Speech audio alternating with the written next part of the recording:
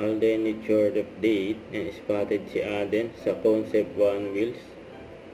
Yan, mukhang umorder pa nga si Alden para sa kotse niya, mga parts.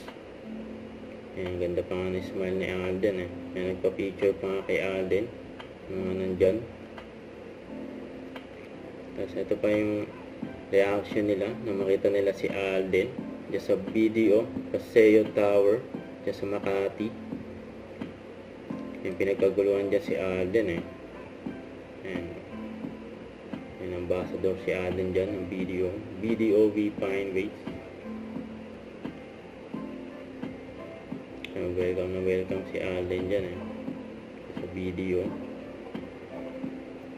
Kasama niya si Laysam. So ito pa bukas, and i-replay ang Vivo V50 and Grand Launch, and kasama si Alden.